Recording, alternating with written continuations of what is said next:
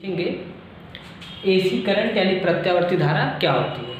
तो प्रत्यावर्ती धारा को सीखने के लिए कुछ बेसिक कॉन्सेप्ट की बस बात करेंगे, बकवास नहीं करेंगे बहुत ज़्यादा, बस टू द पॉइंट बात करेंगे। मेरे साथ रिकॉर्ड करने के लिए मेरे छोटे से स्टूडेंट हैं, तो थोड़ा बहुत वीडियो इधर उधर हो सकता है, तो उसके लिए ज़्यादा वो नहीं करेंगे।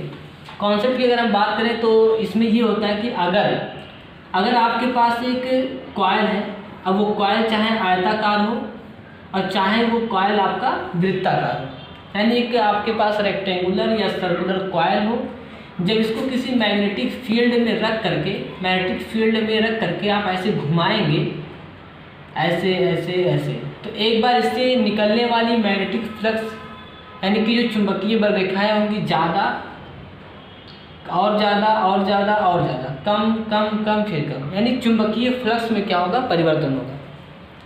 चुंबकीय फ्लक्स में परिवर्तन होने के कारण क्या होता है कि इस कुंडली में एक विद्युत वाहक बल उत्पन्न हो जाता है, जिसका व्यंजक E=E0 sin ωt होता है, जिसे आप चैप्टर नंबर 6 में पढ़ चुके होंगे, और जहाँ पर E0 इसकी क्या होती है, मैक्सिमम वैल्यू होती है।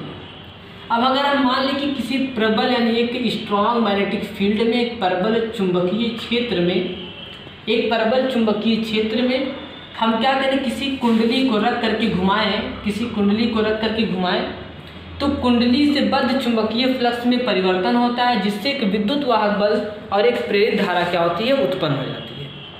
अब प्रेरित विद्युत वाहक बल और प्रेरित धारा जो उत्पन्न होती है, उसका कॉन्सेप्ट ये है कि अगर उस कुंडली को किसी परिपथ से जोड़ दें, यानी जब कुंडली से बद्ध चुंबकीय फ्लक्स में परिवर्तन होगा, एक विद्युत वाहक बल उत्पन्न होगी, और उसके बाद क्या करें, कुंडली को किसी परिपथ से जोड़ दें, तो परिपथ के सिरों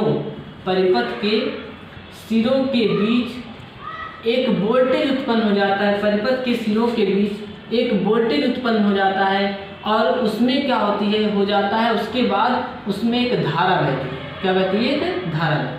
कहने का मतलब यह है कि किसी कुंडली को रख करके जब हम चुंबकीय क्षेत्र में क्या करते हैं, घुमाते हैं, तो चुंबकीय फ्लक्स में परिवर्तन और एक विद्युत वाहक बल, और उस विद्युत वाहक बल के बाद अगर हम क्या करें कि कुंडली को एक परिपथ से जोड़ दें, तो परिपथ के सिरों के बीच एक वोल्टेज उत्पन्न हो जाता है, और क्या होता है, एक धारा रहती है। इस प्रकार उत्पन्न वोल्टेज को हम क्या कहते हैं, प्रत्यावर्ती वोल्टेज, तथा उत्पन्न धारा को हम क्या कहते हैं, प्रत्यावर्ती धारा कहते हैं। ठीक है, तो एक कॉन्सेप्चुअल डिफिनेशन ये हो गया प्रत्यावर्ती धारा और प्रत्यावर्ती वोल्टेज का। अगर लेकिन हम ऐसे रटाया डिफिनेशन की बात करें, एक ऐसा डिफिनेशन, तो कह सकते हैं एक ऐसी धारा जो परिमाण व दिशा में समय के साथ आवर्ती रूप से परिवर्तित होती रहती है, उससे हम क्या कहते हैं, प्रत्यावर्ती धारा कहते हैं। यानी एक ऐसी धारा जो समय के साथ परिमाण व दिशा में आवर्ती रूप से परिवर्तित होती रहती है, उससे हम क्या कहते हैं, प्रत्यावर्ती धारा कहते हैं।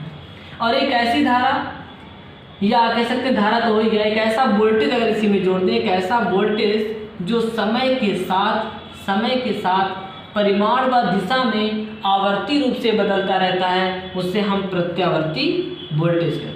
प्रत्यावर्ती क्या कहते हैं, वोल्टेज कहते हैं।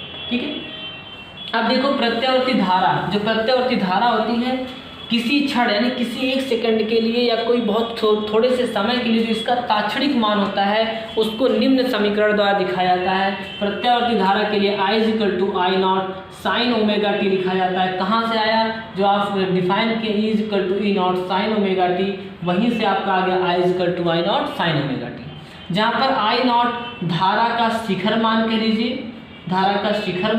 या कह लीजिए उच्चतम मान। ऐसे प्रत्यावर्ती वोल्टेज के लिए V=V0 और sin ωt होता है। अब इसको आप चाहे ये कह लीजिए V0 धारा का जो है वो शिखर मान यानी उच्चतम मान, मैक्सिमम वैल्यू, ठीक है, या वोल्टेज का शिखर मान या फिर उच्चतम मान कह लीजिए। ठीक है, तो ये दोनों क्या होते हैं, प्रत्यावर्ती धारा और वोल्टेज के किसी क्षण तात्क्षणिक मतलब तात्कालिक जो उनकी वैल्यू होती है, उसका मान होता है, जिसको इस समीकरण से दिखाया जाता है।